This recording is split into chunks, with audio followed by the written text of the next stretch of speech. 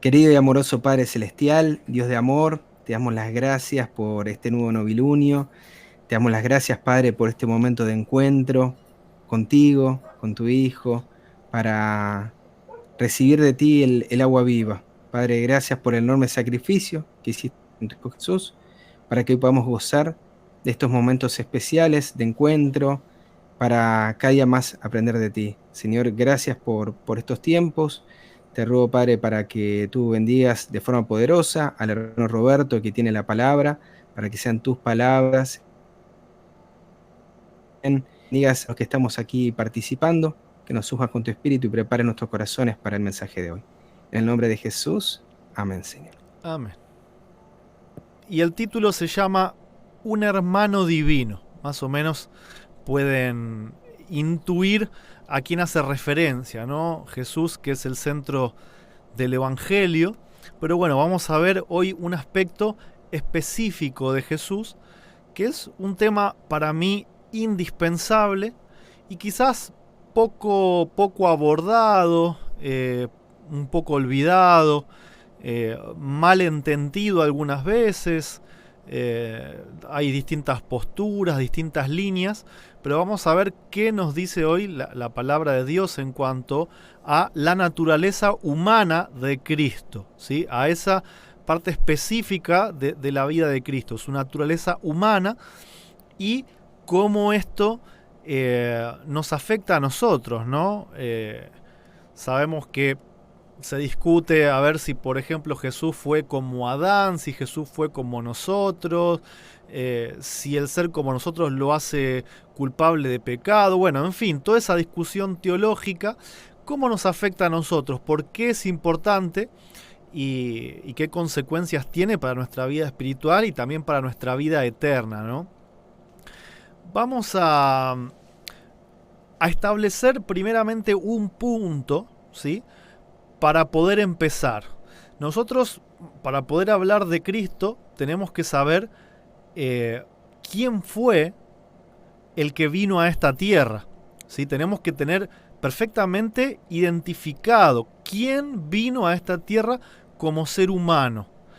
Y por eso vamos a buscar Proverbios 8 del 26 al 30. Nos va a hablar de Cristo allá en su nacimiento en el cielo, cuando nació del Padre, en los días de la eternidad. Y dice, bueno, no había aún hecho la tierra, ni los campos, ni el polvo del mundo. Cuando formó los cielos, así estaba yo. Cuando trazó un círculo sobre la faz del abismo, cuando estableció los cielos arriba, cuando afirmó las fuentes del abismo, cuando al mar puso sus límites para que las aguas no traspasasen su mandamiento, cuando estableció los fundamentos de la tierra, yo estaba con él ordenándolo todo, y era su delicia de día en día, regocijándome delante de él en todo tiempo.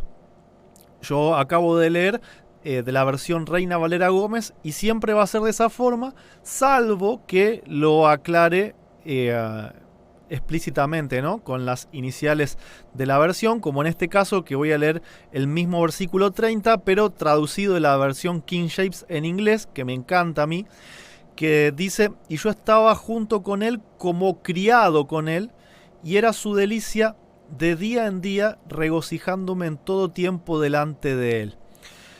¿Qué es lo que quiero decir con estos versículos? Que Dios en verdad tenía un hijo, que Jesús mismo nos dice acá, la sabiduría de Dios hablando, que se crió junto a él, ¿sí? Que estuvo en todo momento, cuando se creaba hasta el primer polvo del mundo, ahí estaba Cristo siendo la delicia del Padre, ¿no? Acá empezamos a fundamentar un poquito la identidad de Cristo, ¿no? Como hijo de Dios y desde cuándo, ¿no? Porque es un punto muy importante. Si avanzamos en Miqueas 5, me gustaría leer la versión de la Biblia de las Américas, porque lo traduce el versículo 2 de una forma que me gusta más, ¿no es cierto? Miqueas 5, vamos a leer el versículo 2 y el versículo 4. Dice, pero tú, Belén Efrata, aunque eres pequeña entre las familias de Judá, de ti me saldrá el que ha de ser gobernante en Israel, y sus orígenes son desde los tiempos antiguos, desde los días de la eternidad. Y él se afirmará y pastoreará su rebaño con el poder del Señor, con la majestad del nombre del Señor su Dios. Y permanecerán, porque en aquel tiempo él será engrandecido hasta los confines de la tierra. Acá lo que Miqueas nos dice es que el que iba a nacer para gobernar Israel era el mismo, ¿sí?, cuyos orígenes fueron desde el principio. Es ese mismo que nosotros leíamos en Proverbios 8, y nos está diciendo que ese que iba a nacer en Belén era el mismo que estaba con Dios. Ya era hijo de Dios desde antes de nacer en esta tierra, ¿no es cierto? Y eso es lo que constituye el misterio de la piedad. ¿Cómo es que alguien que ya había nacido, que ya había existido, que tenía una experiencia, que había sido criado por su Padre Dios, cómo puede nacer nuevamente con una vida nueva desde cero? Porque la palabra de Dios nos dice que Jesús crecía en sabiduría y en estatura, pero al mismo tiempo tener la misma identidad que poseía antes de su encarnación. Esto es lo que es el misterio de la piedad, que justamente al ser un misterio nosotros podemos solamente sujetarnos hacia lo que está escrito, ¿sí?, y no tratar de ahondar en lo que no está escrito. Y lo que sí dice es que el Jesús que nació en esta tierra es el mismo Hijo de Dios que había estado con el Padre, que había nacido del Padre en los días de la eternidad, que se había criado con Él, que había estado en los días de la creación como uno, que le causaba regocijo a su propio Padre, ¿no? Es el mismo que iba a nacer en Belén, ¿sí?, para ser gobernante de Israel y para pastorear su rebaño, dice, ¿no?, con el poder del Señor, con el poder de su Padre y de su Dios. Esto también es interesante, ¿no?, que ya desde Miqueas nos mencione que el Padre también es el Dios de Jesús, aparte de ser su Padre, ¿no? Ahora vamos a ir a Juan capítulo 1, un versículo muy conocido, ¿sí?, para todos nosotros, pero que siempre tiene más para dar, ¿no es cierto? Juan 1, del 1 al 3 dice: en el principio era el Verbo, y el Verbo era con Dios, y el Verbo era Dios. Este era en el principio con Dios. Todas las cosas por Él fueron hechas, y sin Él nada de lo que ha sido hecho fue hecho. Acá repasamos lo mismo que veníamos hablando, ¿no? El Verbo era con Dios desde el principio de los tiempos. Y en el mismo capítulo 1, unos versículos más adelante, el versículo 14, nos dice que ese Verbo, ¿sí?, que había estado con Dios desde el principio, quien hizo las cosas, habitó entre nosotros y vimos su gloria, gloria como del unigénito del Padre, lleno de gracia y de verdad. Este es el fundamento, ¿no?, que quería poner primeramente antes de ir al tema principal, es saber perfectamente quién es ese Jesús, ese Mesías que vino a esta tierra para ayudarnos, para darnos una mano, y es nada más y nada menos que el mismo Hijo de Dios que había estado con el Padre desde el principio de los tiempos. Ahora, habiendo fundamentado eso, tenemos una cita. Vamos a ir mechando siempre primero, ¿no?, los versículos y después las citas para terminar de afirmar lo que íbamos leyendo. En la revista Signs of the Times, el 30 de mayo de 1895, nos dice: una ofrenda completa ha sido hecha, porque Dios amó de tal manera al mundo que dio a su Hijo unigénito, no un hijo por creación como los ángeles, tampoco un hijo por adopción como es el pecador perdonado, sino un hijo engendrado en la imagen expresa del Padre, y en todo el resplandor de su majestad y gloria, uno igual con Dios en autoridad, dignidad y perfección divina. En él habitó corporalmente toda la plenitud de la deidad. Entonces, la sierva de Dios también nos confirma que fue el mismo Hijo de Dios, engendrado por Dios, quien fue enviado por el Padre a este mundo, ¿sí?, por amor a nosotros. Y ahora que tenemos ya establecido el tema de la identidad de Cristo, tenemos que ver las distintas variantes, ¿no? Jesús nace en esta tierra. Ahora, ¿cómo nace? ¿Con qué naturaleza nace? ¿A quién se parece? ¿Se parece o fue hecho, o nació, mejor dicho, como había sido creado Adán en un principio? ¿O fue hecho como lo somos nosotros? ¿Nació como nacemos cada uno de nosotros? Y para poder responder esa pregunta tenemos que primero poder describir un poquito estas dos naturalezas que vamos a ver por lo que está escrito que son diferentes, no hay una diferencia sustancial. Vamos a ver primero la naturaleza de Adán, cómo fue creado Adán. En Génesis 1, versículos 26, 27 y después el 31, dice: y dijo Dios, hagamos al hombre a nuestra imagen, conforme a nuestra semejanza, y señoree sobre los peces del mar, sobre las aves de los cielos, sobre las bestias, sobre toda la tierra, sobre todo reptil que se arrastra sobre la tierra. Y creó Dios al hombre a su imagen. A imagen de Dios lo creó, varón y hembra lo creó. Y vio Dios que todo lo que había hecho, he aquí que era bueno en gran manera. Entonces vemos que Adán fue creado a imagen de Dios. Adán era perfecto, ¿sí? No había nada malo en Adán, ¿sí? De hecho, era la imagen, ¿sí?, del Padre y del Hijo, estaba en el ser humano. Y Dios mismo, cuando lo vio, dijo que era bueno en gran manera. Esto ya nos da una descripción bastante importante, ¿no es cierto?, de esa naturaleza perfecta, sin pecado. Pero el tema o el punto central en cuanto a Adán es que junto a su esposa, ¿sí?, acá no vamos a poner en el centro del conflicto de hombres contra mujeres, a ver quién fue primero, quién fue segundo, sino que vamos a decir que fueron juntos. Comieron del árbol del fruto prohibido, Eva porque fue engañada, Adán a conciencia por amor a Eva, y de repente se vieron desnudos, y dice que oyeron la voz de Jehová Dios, que dicho sea de paso, ellos la oían todos los días, ¿sí?, porque Cristo se paseaba por el huerto y los visitaba, o sea, no era algo nuevo para ellos, pero ahora dice que oyeron la voz de Jehová Dios, que se paseaba en el huerto al aire del día, y Adán y su esposa se escondieron de la presencia de Jehová Dios entre los árboles del huerto. Y llamó Jehová Dios a Adán y le dijo: ¿dónde estás tú? Y él respondió: oí tu voz en el huerto y tuve miedo, porque estaba desnudo y me escondí. Y le dijo Dios: ¿quién te enseñó que estabas desnudo?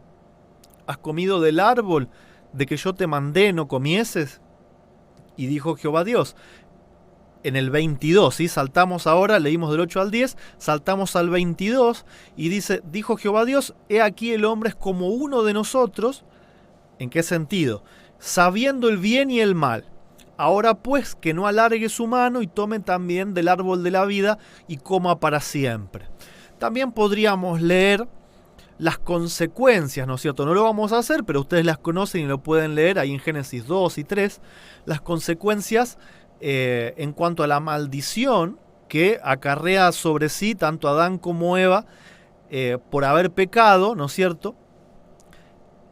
Y eso, el tema del haber traído el pecado a este planeta, va a causar ahora un problema para sus hijos y sus descendientes, ¿no es cierto?, que ya no van a compartir esa naturaleza impecable, esa naturaleza perfecta, porque ya tienen ahora sobre sí, ellos ya tienen el pecado, ellos eligieron desobedecer a Dios y ahora conocen tanto el bien y el mal. La sierva de Dios, en la carta número 8 de 1805, dice: el primer Adán fue creado como un ser puro, sin pecado, sin mancha de pecado sobre él. Él era la imagen de Dios. Podía caer, y cayó por transgredir. Debido al pecado, su posteridad nació con propensiones inherentes a la desobediencia. Estas palabras o estos conceptos empiezan a ser muy pero muy importantes, ¿no? Su posteridad nació con propensiones inherentes a la desobediencia. ¿Qué significa eso? Que ahora ya en la propia carne hay una ley que vamos a leer más adelante, ¿no? Es como, a mí me gusta decir que es como un imán al pecado, ¿no? Es como un gusto natural por el pecado, por las cosas malas, las empezamos a ver buenas, y eso viene a partir de la primera desobediencia, ¿no es cierto? Pero Adán había sido creado puro, sin mancha de pecado sobre él. Pero a partir de ahora su descendencia tiene propensiones inherentes a la desobediencia. Vamos a ahondar un poquito más ahora sobre esa naturaleza de los descendientes de Abraham, que es la nuestra, ¿no es cierto? Porque Caín y Abel, tal vez en menos medida, y en nosotros en mayor medida, pero en definitiva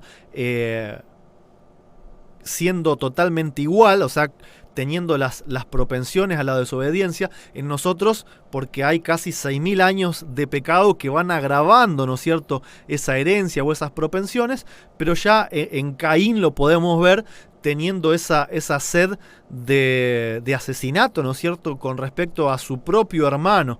Parece mentira que ya en la primera generación esas propensiones actuaron en la mente humana ya de una forma muy pero muy fuerte, ¿no? Vamos a leer 2 salmos. Uno está en el capítulo 51, versículo 5, ¿no? Que David nos dice: he aquí, en maldad he sido formado, y en pecado me concibió mi madre. Y el 58.3 dice: se apartaron los impíos desde la matriz, se descarriaron desde el momento en que nacieron, hablando mentira. Entonces nos dice que ya desde nacimiento, como habíamos leído antes, ahora tenemos ya como un imán al pecado, ¿no es cierto? Una tendencia a buscar el mal, pero igual sigue habiendo palabras claves que tenemos que poder reconocer para no confundirnos, ¿no? Por ejemplo, cuando dice: se apartaron los impíos desde la matriz, dice: se descarriaron desde el momento que nacieron, hablando mentira. Esto es una clave muy importante, ¿no? Porque se está dando... volví para atrás. Nos está hablando de una acción, ¿sí?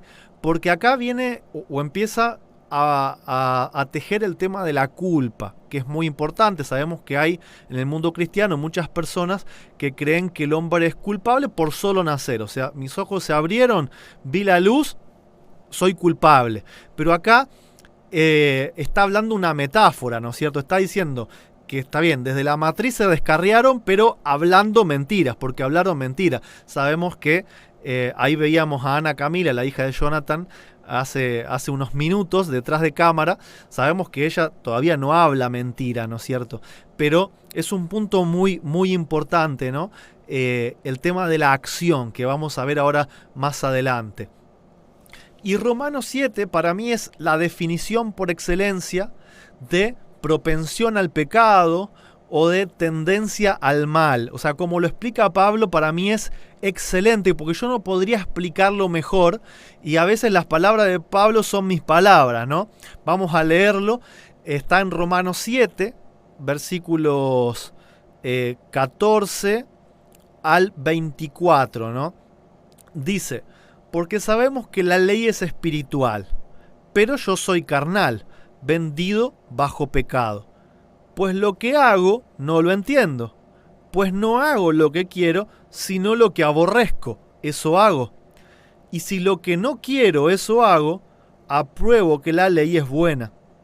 De manera que ya no soy yo quien lo hace, sino el pecado que mora en mí. Y yo sé que en mí, esto es, en mi carne, no mora el bien. Cuando dice en mi carne, podríamos también usar la palabra naturaleza, ¿no es cierto? Nuestra naturaleza es la carne. Dice: pues el querer está en mí, pero el hacer el bien no. Porque no hago el bien que quiero, sino el mal que no quiero, eso hago. Y si hago lo que no quiero, ya no soy yo quien lo hace, sino el pecado que mora en mí. Hallo pues esta ley, que cuando quiero hacer el bien, el mal está en mí.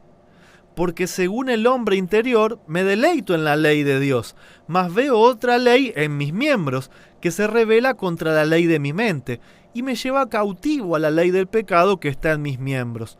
Miserable hombre de mí, ¿quién me librará de este cuerpo de muerte? Vamos a poner un asterisco en esta pregunta, porque yo lo corté acá a propósito al versículo, pero más adelante vamos a ver que hay una respuesta, ¿no? ¿Quién me librará de este cuerpo de muerte? Pero lo importante es entender qué es lo que dice Pablo, que a veces le doy la razón un poco a Pedro, ¿no? Que dice que Pablo hablaba muy difícil, ¿no? Yo lo escribiría un poquito más simple, pues repitió 3 veces lo mismo, pero lo entiendo, porque es como que estaba desesperado Pablo tratando de explicar, o sea, yo quiero ser bueno, yo amo a Dios, yo quiero elegir a Dios, pero después cuando salgo a vivir y quiero hacerlo, lo que mi mente entiende que está bien, no me sale porque mi cuerpo quiere hacer otra cosa. Y no entiendo por qué me sucede esto, dice Pablo, ¿no? Y es como que yo lo imagino así como enojado, ¿no? O como yo, cuando me vuelvo a equivocar por algo que le pedí perdón a Dios. Pero otra vez, y yo pedí perdón y dije que no lo voy a volver a hacer, y ahí estoy otra vez haciendo exactamente lo mismo. ¿Por qué? ¿Por qué, Señor? Eso es la tendencia al mal, eso es la propensión al pecado. Hay una ley en nuestros miembros, hay una ley en nuestra naturaleza, en nuestra carne, que busca el mal, que busca el pecado. Y es por eso que la Biblia dice que Dios pone tanto el querer como el hacer por su santa voluntad. Es imposible para el hombre, es imposible tratar de hacer lo bueno por cuenta propia o por esfuerzo propio, ¿no es cierto? Porque la ley de nuestros miembros va totalmente contraria a eso y nosotros no tenemos la fuerza moral, ni espiritual, ni física para pelear, ¿sí?, contra esa ley de la propensión al pecado bajo la cual nacemos desde que Adán y Eva pecaron por primera vez. Y la cita que va a fundamentar esto, ¿no? Dice, es la naturaleza del pecado esparcirse y aumentar. No solamente esparcirse también, sino aumentar. Eso es terrible, ¿no? Desde el primer pecado de Adán, de generación en generación, fue esparcido como una enfermedad contagiosa. Por eso decía, ¿no?, que si ya en Caín hubo un espíritu homicida, imagínense, si esto se contagia y aumenta, imagínense 6.000 años después lo que es nuestra enfermedad, ¿no es cierto? Y tenemos ahora que pensar en cuanto a Cristo, ¿no es cierto? Que Cristo nace 4.000 años después de Adán y Eva. ¿Cómo afectará esto a Cristo? Pero primero vamos un poco a definir qué es pecado, por esto que mencionaba anteriormente, ¿no?, de esta confusión que se genera en muchos, de que la propensión al pecado o naturaleza pecaminosa sea pecado en sí mismo, ¿no? O genere ya una culpabilidad que merezca que, por ejemplo, seamos bautizados al momento de nacer para poder ser limpiados. Costumbre que nosotros entendemos que no es válida. ¿Y por qué? Porque según 1 de Juan 3:4 dice, cualquiera que comete pecado traspasa también la ley, porque el pecado es la transgresión de la ley, ¿sí? Y esta es la definición por excelencia de pecado, y hay otra que es secundaria, ¿no?, que es el pecado por omisión. Lo anterior fue el pecado por acción y ahora viene el pecado por omisión, que está en Santiago 4:17, que dice, así que el que sabe hacer lo bueno y no lo hace, le es pecado. Entonces, por más que nosotros nacemos con una propensión al pecado, ¿sí?, es la acción de llevar a cabo, ya sea mentalmente o físicamente, pero es una acción, por ejemplo, mentalmente, de dar lugar a ciertas ideas, lo que nos lleva a ser culpables, ¿sí? Lo que mentir, cometer adulterio, matar, ya sea mentalmente o físicamente, eso es lo que nos lleva a ser culpables. No somos culpables por la herencia, ¿sí? No somos culpables por haber nacido así, ¿sí? Pero sí es una lucha eterna que tenemos desde el primer día que nacemos. Es una lucha a la que nos enfrentamos para no darle lugar, ¿no es cierto?, a ese tipo de tendencias. Y ahora vamos a ver, ¿no es cierto?, cómo es que se hace para poder entablar esa lucha y que no esté perdida desde antes de tiempo, ¿no? Según Primera de Juan 1, dice: si decimos que no tenemos pecado, nos engañamos a nosotros mismos y la verdad no está en nosotros. Si confesamos nuestros pecados, Él es fiel y justo para perdonar nuestros pecados y limpiarlos de toda maldad. Si decimos que no hemos pecado, le hacemos a Él mentiroso y su palabra no está en nosotros. ¿Por qué le hacemos mentirosos? Porque, como está escrito en Romanos 3:10, no hay justo ni un uno, ¿sí? Y fíjense otra vez en las palabras claves, dice: si confesamos nuestros pecados. ¿Acaso yo puedo confesar o puedo pedirle perdón a Dios por haber nacido? Evidentemente no, ¿no? Algo que yo confieso es algo que hago. Entonces, seguimos viendo que el pecado es una cuestión de acción o de inacción, pero no de un estado por naturaleza, ¿no es cierto? No significa que esa naturaleza deba seguir así como está, ¿no es cierto? Porque ese es otro tema aparte que también vamos a tocar un poquito ahora, ¿no? No es que vamos a ir con nuestra naturaleza pecaminosa al cielo, porque bueno, nacemos así y no se puede hacer nada. Hay una solución para esto. Hay una cita que está, bueno, en la Review and Herald del 1 de marzo de 1887 que dice: la caída no creó en el hombre nuevas facultades, energías y pasiones, porque esto habría sido una censura a Dios. Fue a través de la desobediencia a los requerimientos de Dios que estos poderes fueron pervertidos, ¿sí? Por desobedecer a Dios, ya lo que estaba en el ser humano se pervirtió, no es que apareció ahora algo nuevo. Ahora, vamos a pasar al punto central, que es la naturaleza humana de Cristo, ¿sí? Cristo nació en este mundo como Adán había sido creado, impecable, bueno a los ojos de Dios, perfecto, o nació con una herencia, nació en nuestra carne, con propensiones al pecado. Y para responder esto, no olvidemos y no dejemos de tener en cuenta que esas propensiones al pecado o esa naturaleza misma no es pecado en sí, ¿sí? Porque acá es donde viene la gran confusión teológica del mundo cristiano, ¿no? Muchos creen que ya la carne misma es un pecado por el cual tenemos que pagar, entonces creen que Cristo no tiene nuestra naturaleza, sino la naturaleza de Adán. Pero bueno, me estoy adelantando un poquito antes de leer los versículos, es como que ya estoy sacando la conclusión, ¿no? Pero vamos a ver que es bastante simple en realidad. En Romanos 1:3 dice: tocante a su Hijo Jesucristo, nuestro Señor, que fue hecho de la simiente de David según la carne. Fíjense que habla de la simiente de David, para que no haya una confusión. No dice de la simiente de Adán como para decir, bueno, si es de la simiente de Adán, entonces nació como Adán.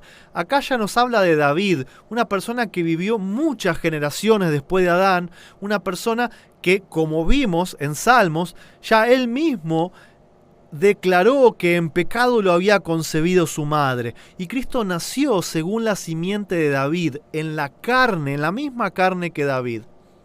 Y en Filipenses 2:6 dice: el cual, siendo en forma de Dios, no tuvo por usurpación el ser igual a Dios, sino que se despojó a sí mismo, tomando forma de siervo, hecho semejante a los hombres, ¿sí?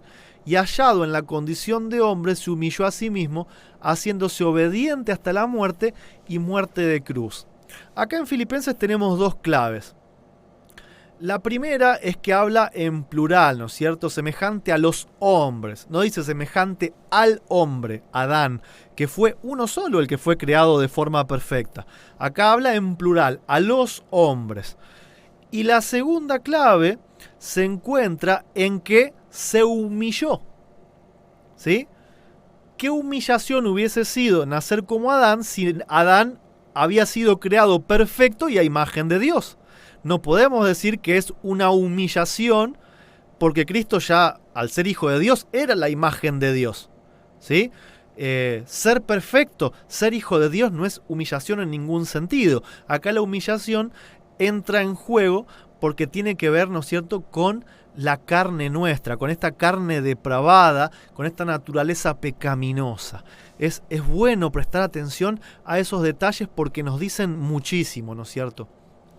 Y tenemos dos textos más que están en Hebreos. Hebreos 2:16 dice: porque ciertamente no tomó para sí la naturaleza de los ángeles, sino que tomó la de la simiente de Abraham.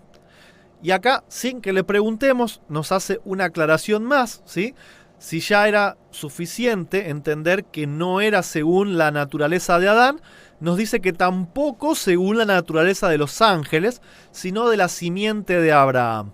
Antes había utilizado el ejemplo de David y ahora con el ejemplo de Abraham vuelve a repetir el mismo principio, ¿no? Bastantes generaciones más adelante, cuando ya la enfermedad del pecado se había propagado incluso a Abraham, y Abraham había nacido con esta tendencia al mal, ¿no? Y en Hebreos 4:15 nos dice: porque no tenemos un sumo sacerdote que no pueda compadecerse de nuestras flaquezas, sino uno que fue tentado en todo según nuestra semejanza, pero sin pecado. Entonces, si Cristo hubiese venido con la naturaleza de Adán, es muy sencillo. Es imposible que Cristo entendiera lo que me está pasando a mí. Es imposible que Él entienda mis debilidades, porque no las vivió, porque Él nació con una naturaleza perfecta como Adán. Y si Él tuvo pruebas, estamos hablando de forma hipotética, ¿no? Las pruebas que Él sufrió fueron todas pruebas intelectuales, como la de Eva, como la de Adán. No fueron pruebas por tener una tendencia o un gusto hacia el mal, sino que fueron decisiones. Lo de Eva fue, ¿cómo se podría decir? Ambición, de poder, de conocimiento. Y lo de Adán fue la debilidad de decir: no quiero perder a mi esposa. Pero fueron decisiones, se dieron de forma intelectual y no por una debilidad interna. Acá nos dice que Cristo tomó nuestras flaquezas y que por eso Él puede compadecerse de nosotros, que fue tentado en todos los puntos, así como lo somos nosotros, pero sin pecado. Entonces, como conclusión, podríamos decir que, según lo que veníamos hablando, si Cristo nació con nuestra naturaleza, evidentemente la naturaleza en sí no es un pecado, porque Él la tuvo, pero no pecó, ¿no es cierto? Poniéndole como un moñito a lo que veníamos hablando anteriormente. Y la sierva del Señor nos va a hablar en cuanto a la naturaleza humana de Cristo y nos dice que Jesús aceptó la humanidad cuando la especie se hallaba debilitada por 4000 años de pecado. O sea, no como Adán.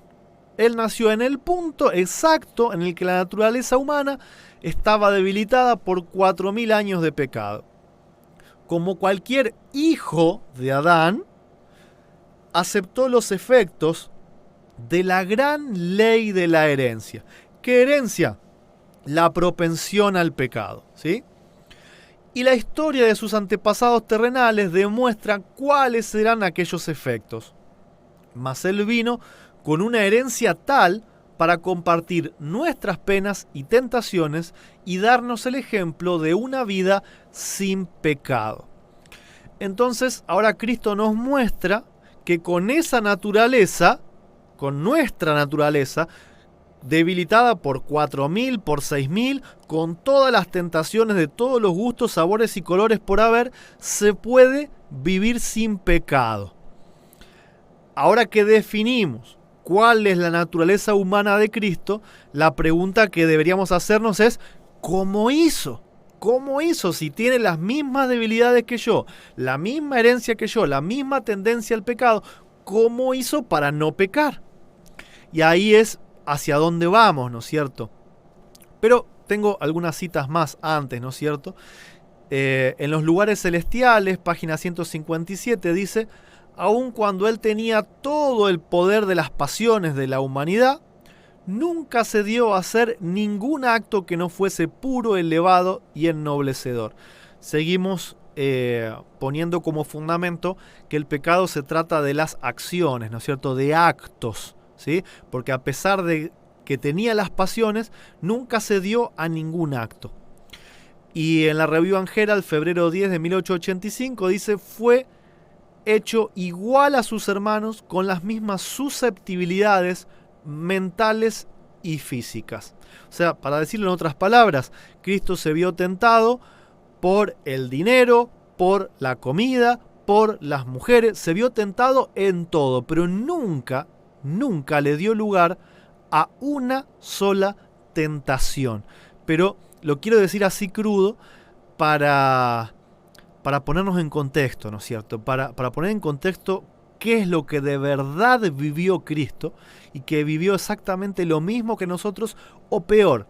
Porque si nos ponemos a pensar, nosotros somos millones de seres humanos iguales, ninguno de nosotros es el Hijo engendrado de Dios, entonces Satanás puede decir: bueno, a cada uno le mando un demonio para que lo atormente y lo tiente durante toda su vida. Con Jesús fue el mismo Satanás en persona, quien le llevó todas las tentaciones y quien tocó todos los puntos más íntimos y más débiles de su humanidad. Y aún así Cristo no se dio a nada, ¿sí? Y la otra cita que sigue dice: Él tomó nuestra naturaleza sobre sí mismo para que Él pudiese experimentar nuestras pruebas y penas, y conociendo todas nuestras experiencias, Él permaneció como mediador e intercesor delante del Padre. Ahora vemos un poco cómo aplica esto de que, o para qué, ¿no es cierto?, aplica esto de que Cristo haya sido exactamente igual a nosotros, para poder ser nuestro mediador, para poder ser nuestro intercesor, para poder justificarnos delante del Padre. Entonces volvemos a la pregunta que nos habíamos hecho. ¿Cómo venció Cristo? Si tuvo tantas dificultades como nosotros y nosotros nos la pasamos pecando todo el tiempo y a cada rato, ¿cómo fue que Cristo no pecó? En Romanos 8, ¿sí?, versículos del 3 al 5, dice: porque lo que era imposible para la ley, por cuanto era débil por la carne, Dios, enviando a su Hijo en semejanza de carne de pecado, y a causa del pecado, condenó al pecado en la carne, para que la justicia de la ley se cumpliese en nosotros, que no andamos conforme a la carne, sino conforme al Espíritu. Porque los que son de la carne, en las cosas de la carne piensan, pero los que son del Espíritu, en las cosas del Espíritu. Y acá va a ser necesario que nos hagamos algunas preguntas. Si bien Jesús tuvo exactamente nuestra misma naturaleza, nosotros conocemos la historia en los evangelios, que Cristo fue engendrado directamente del Espíritu Santo en María. Entonces, en ese sentido, ¿sí?, ese santo ser que nació del Espíritu desde el primer momento. Y ahora seguramente alguno de ustedes podrá decir: y bueno, pero entonces tuvo una ventaja. Si Él nació del Espíritu del primer momento, entonces hay una diferencia con nosotros. No es tan así. ¿Y por qué no es tan así? En primer lugar, porque lo que importa acá es cómo somos juzgados y cuál es nuestra culpabilidad. Y la Biblia nos dice que Dios pasa por alto el pecado en los tiempos de ignorancia. Entonces, mientras nosotros vivimos según la carne, no podemos ser considerados culpables porque no conocemos a Dios, porque no conocemos la ley. Empezamos a ser juzgados desde el momento en que, como Cristo, podemos nacer del Espíritu. Y seguramente ya se estarán dando cuenta hacia dónde va esto, ¿no es cierto? Por eso Pablo es como que nos responde, ¿no es cierto? Si Cristo nació del Espíritu, pero nosotros no, entonces, ¿qué? Dice en Romanos 6, ¿no es cierto? Del 1 al 4. ¿Perseveraremos en el pecado para que la gracia abunde? O sea, porque Dios es bueno, ¿vamos a vivir pecando? En ninguna manera, porque los que somos muertos al pecado, ¿cómo viviremos aún en él? ¿O no sabéis que todos los que hemos sido bautizados en Cristo Jesús, hemos sido bautizados en su muerte? Porque somos sepultados con él en la muerte por el bautismo, para que como Cristo resucitó de los muertos por la gloria del Padre, así también nosotros andemos en novedad de vida. Entonces, si nosotros nos bautizamos en Cristo y compartimos su muerte y su resurrección, eso es lo que significa el descender a las aguas y volver a subir, nacemos del Espíritu y nos ponemos en la misma posición en la que Cristo se encontró cuando vino en naturaleza humana, a partir de que nosotros nacemos del Espíritu. Y sigue diciendo, ahí en el mismo capítulo, los próximos versículos, dice, porque si fuimos plantados juntamente con Él en la semejanza de su muerte, también lo seremos en la semejanza de su resurrección. Sabiendo esto, que nuestro viejo hombre fue crucificado con Él, para que el cuerpo de pecado fuera destruido, a fin de que no sirvamos más al pecado, porque el que ha muerto, libre es del pecado. Y si morimos con Cristo, creemos que también viviremos con Él, sabiendo que Cristo, habiendo resucitado de los muertos, ya no muere. La muerte ya no tiene dominio sobre Él. Es lo mismo que veníamos hablando, ¿no es cierto? Nosotros crucificamos al viejo hombre cuando volvemos a nacer. Por eso Cristo le dijo a Nicodemo, es necesario nacer de nuevo. Si querés vencer la tendencia al mal, si querés vencer a tu carne, si querés vencer a la ley de la herencia que te lleva a pecar aunque no quieras, tenés que nacer de nuevo como Cristo nació, nacer del Espíritu. Aunque seas grande, aunque seas adulto, podés elegir nacer del Espíritu mediante la fe en Cristo, para como compartís la muerte, también compartís su resurrección y su nueva vida. Y en el próximo capítulo de Romanos, el 7, vamos a continuar esa pregunta que nos había dejado picando Pablo, ¿no? Dice, miserable hombre de mí, ¿quién me librará de este cuerpo de muerte? Y en el versículo 25 nos da la respuesta. Gracias doy a Dios por Cristo nuestro Señor. Así que yo mismo con la mente sirvo a la ley de Dios, mas con la carne a la ley del pecado.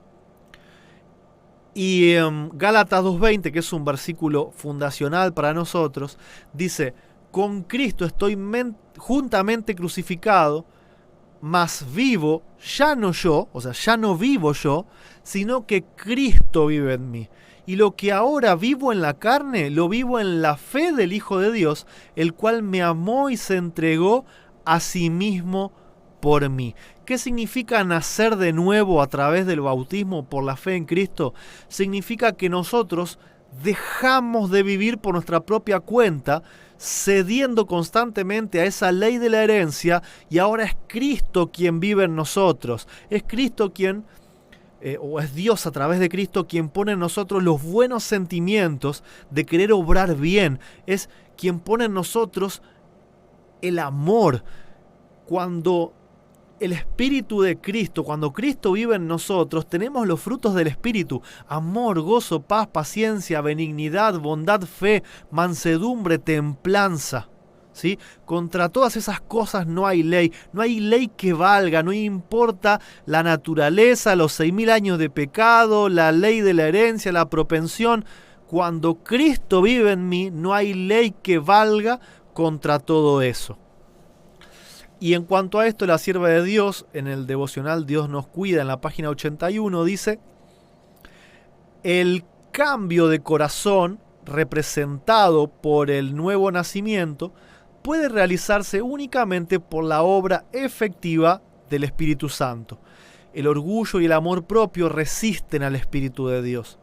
Cada inclinación natural del alma se opone al cambio que transforma la altivez y el orgullo en la mansedumbre y humildad de Cristo.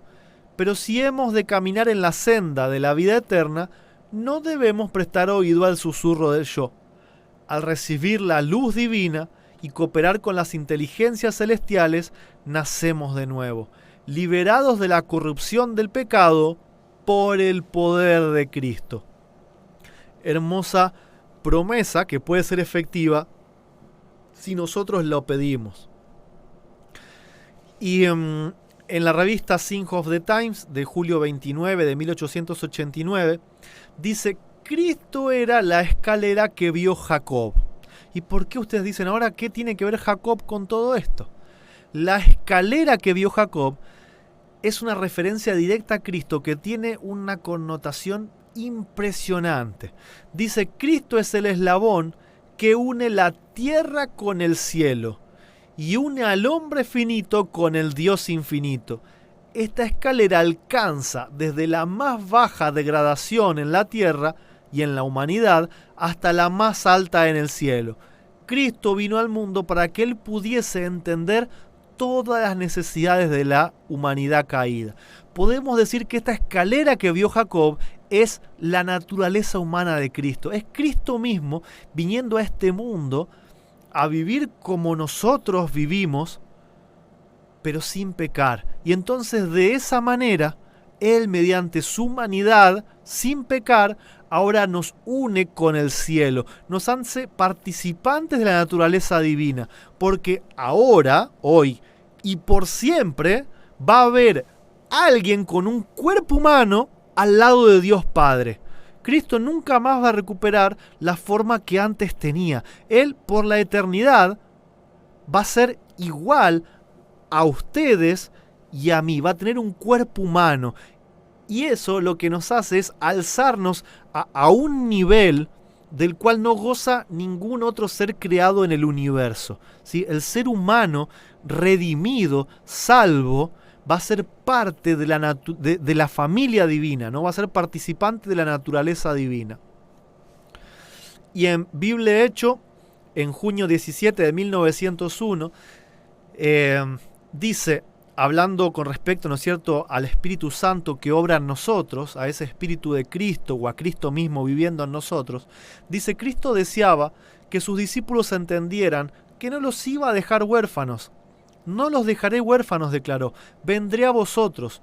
Todavía un poco y el mundo no me verá más. Pero vosotros me veréis. Porque yo vivo, vosotros también viviréis. Gloriosa y preciosa seguridad de vida eterna. A pesar de que iba a estar ausente, en cuerpo, agrego yo entre paréntesis, la relación con ellos iba a ser como la de un niño con sus padres. Entonces, ¿cómo es que iba a estar ausente, pero iba a tener una relación de padre a hijo? Y ahora nos responde cómo. La influencia del Espíritu Santo es la vida de Cristo en el alma. Ahora no vemos a Cristo ni le hablamos, pero por su Santo Espíritu está tan cerca de nosotros en un lugar como en cualquier otro. Entonces, cuando Pablo dice: ya no vivo yo, Cristo vive en mí, no está siendo metafórico, está siendo completamente literal. Cristo en su cuerpo humano está al lado del Padre, intercediendo por nosotros, y en su naturaleza divina, ¿sí?, que es el Espíritu Santo, que es la vida de Cristo, el Espíritu Santo es la vida de Cristo en el alma. ¿Sí? De esa manera es que nosotros podemos vencer esas tendencias al mal, así como también Él lo hizo cuando nació del Espíritu. Ahora, según la Biblia, una vez que Adán y Eva pecan, ¿sí?, dejan de ser hijos de Dios en cierto sentido, porque le dan ahora su autoridad al enemigo, ¿no es cierto? Entonces, dejamos de ser hijos creados para pasar ahora a ser esclavos del pecado. Y Juan 8, del 34 al 36, dice: Jesús le respondió: de cierto os digo, todo aquel que hace pecado es esclavo del pecado. Y el esclavo no queda en la casa para siempre. El Hijo sí permanece para siempre. Así que si el Hijo os libertare, seréis verdaderamente libres. Entonces, atención acá. Como esclavos, nosotros no podemos permanecer en la familia de Dios. Es necesario que seamos liberados y que volvamos a ser hijos, ¿sí? Y en Romanos 8:15 nos dice, porque no habéis recibido el espíritu de servidumbre. Ese Espíritu Santo que Cristo prometió cuando Él se fue, que iba a estar en nosotros, no es un espíritu de servidumbre, ¿sí? Dice, porque no habéis recibido el espíritu de servidumbre para estar otra vez en temor, sino que habéis recibido el espíritu de adopción, por el cual clamamos, Abba, Padre. Y acá viene el punto central de todo esto. Cuando nosotros recibimos el Espíritu Santo, que es el Espíritu de Cristo, cuando Cristo vive en nosotros, cuando nosotros tenemos la vida de Cristo en nuestra alma, volvemos a ser adoptados, volvemos a ser hijos de Dios y decimos, Abba Padre, papito, ¿sí? Esa es la clave, es Cristo. Y más versículos en esta misma línea, ¿no? Gálatas 3:26 dice, porque todos sois hijos de Dios por la fe en Cristo Jesús. Esto quiere decir que el ser humano de por sí no es hijo de Dios. O sea, vuelve a ser hijo de Dios ahora por la fe en Cristo. No hay otro camino, ¿sí? Y por cuanto sois hijos, nos dice en Gálatas 4:6 Pablo, Dios envió el Espíritu de su Hijo a vuestros corazones, el cual clama, Abba Padre. Así que ya no eres siervo, sino hijo. Y si hijo, también heredero de Dios por Cristo. Esto es maravilloso porque a mí sí me decían que como el hijo pródigo creía, ¿no? Si me hubiese dado un lugar como jornalero allá en el cielo, aunque sea alimentando cerdos, yo ya hubiese estado conforme, ¿no? Porque no me merezco, sé que no me merezco absolutamente nada. Y así si hubiese estado en un chiquero alimentando los chanchos en el cielo, yo hubiese estado feliz. Pero no es lo que el Padre quiere darnos, sino que nos pone un vestido nuevo, nos limpia, nos pone un anillo, mata el becerro gordo, metafóricamente, si no vamos a comer carne, entiéndame esto, sino que tiene que ver con la fiesta, tiene que ver con que nos da lo más importante y en la cena de bodas del Cordero nos vuelve a llamar hijos y nos da no solo la misma posición elevada que tenía Adán, sino que ahora la posición es más elevada. Porque ahora el que está sentado en el trono al lado del Padre tiene la misma forma, la misma naturaleza que yo y que ustedes, ¿no? Y en Primera de Juan 3:1 tenemos un texto que es clave, el 1 y el 2. Dice, mirad cuál amor nos ha dado el Padre, por amor. El amor de Dios es el punto central del Evangelio. Mirad cuál amor nos ha dado el Padre, para que seamos llamados hijos de Dios. Por esto el mundo no nos conoce porque no le conoció a Él. Después de haberlo traicionado, después de haber elegido racionalmente el pecado, por amor nos vuelve a adoptar como a sus hijos. Y el versículo 2 dice, amados, ahora somos hijos de Dios, y aún no se ha manifestado lo que hemos de ser.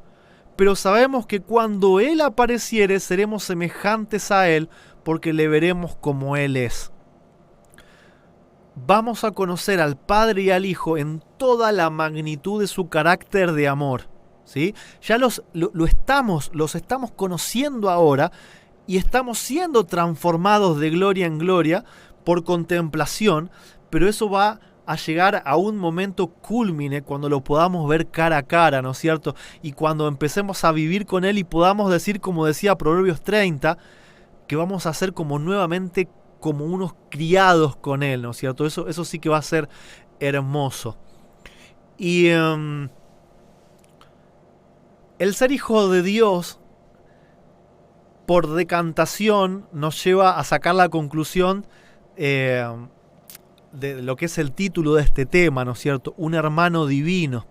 En Hebreos 2, del 10 al 12, dice, porque le era preciso aquel por cuya causa son todas las cosas, y por quien todas las cosas subsisten, habiendo de llevar a la gloria a muchos hijos, perfeccionar por aflicciones al autor de la salvación de ellos, porque el que santifica y los que son santificados, de uno son todos, por lo cual no se avergüenza de llamarnos hermanos. Jesús nos llama hermanos y dice: anunciaré tu nombre a mis hermanos, en medio de la iglesia te alabaré. Jesús vino a rescatar a todos los que eran hijos de su Padre, les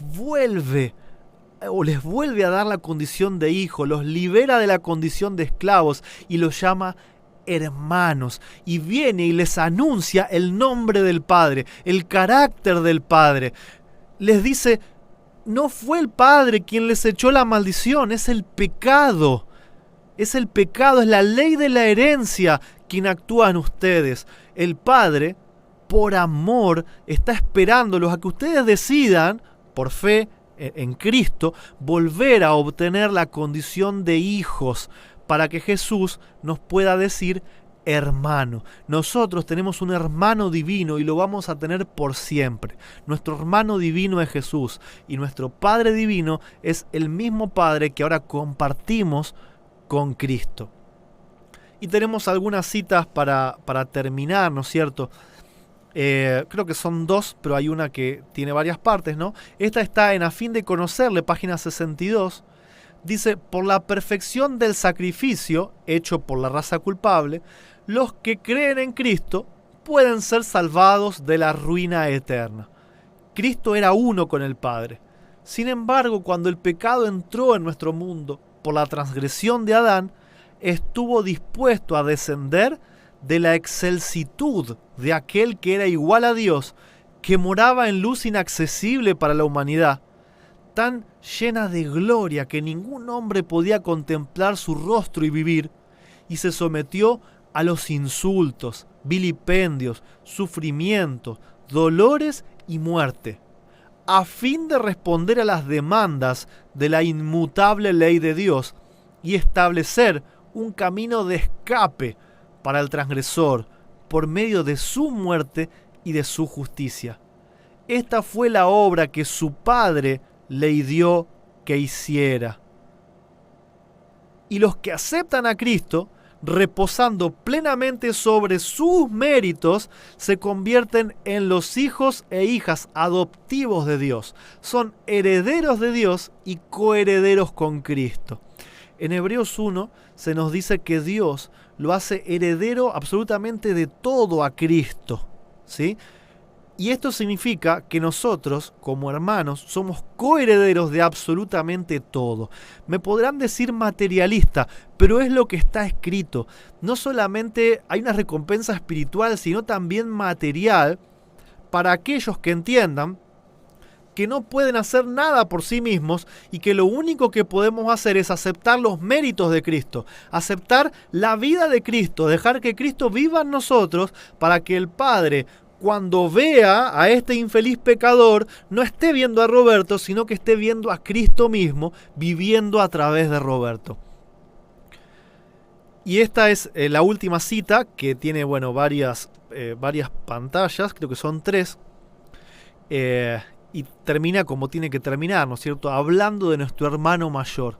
El hermano mayor de nuestra familia humana está junto al trono eterno.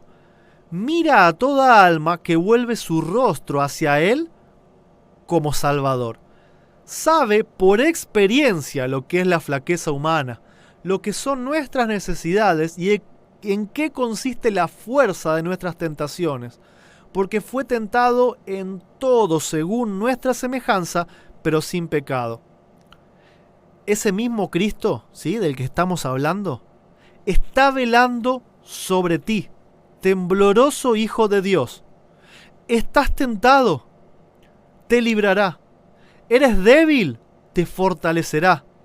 Eres ignorante, te iluminará. Estás herido, te curará. Jehová cuenta el número de las estrellas, y no obstante, es también el que sana a los quebrantados de corazón y liga sus heridas.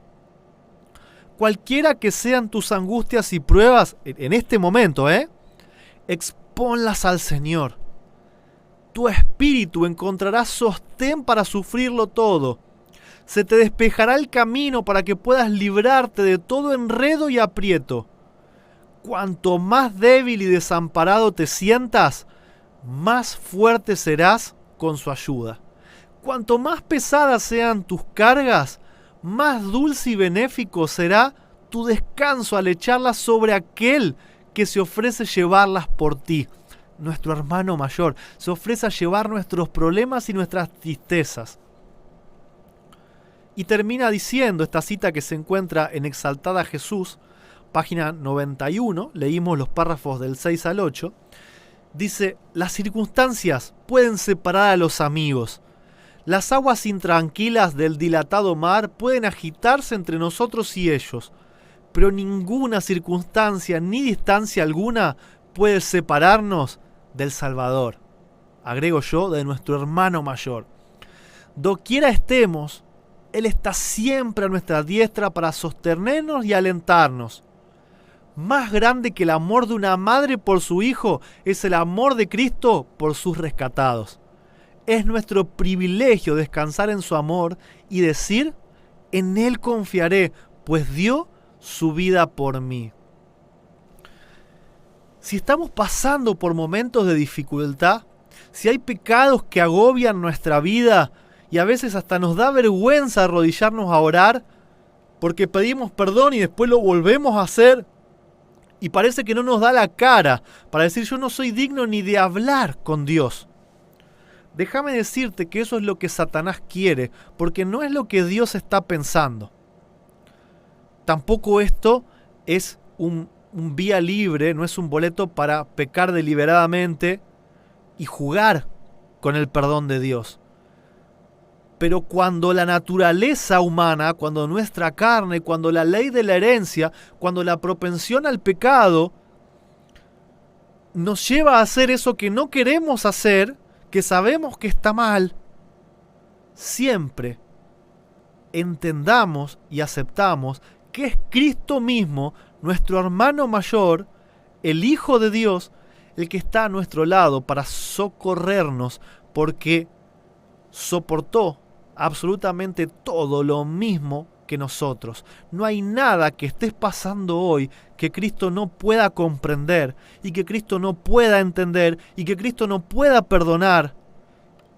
No hay nada que el Padre no pueda justificar si decidís aceptar la vida de Cristo en tu alma y que sean sus méritos los que sean vistos por el Padre y no tu propia vida. Es nuestro hermano divino quien está esperando a cada momento que acudamos a Él para ayudarnos. Porque así como la escalera de Jacob, con su naturaleza divina, ahora está en el fondo de esa escalera, buscando rescatarnos del sótano, y en su naturaleza humana, ahora está al lado del Padre, intercediendo como sumo sacerdote y como abogado, para que nosotros podamos obtener la vida eterna y ser, junto con Él, con nuestro hermano mayor, coherederos, hijos de Dios, participantes de la naturaleza divina y partes de la familia divina, hijos del Dios eterno y hermanos menores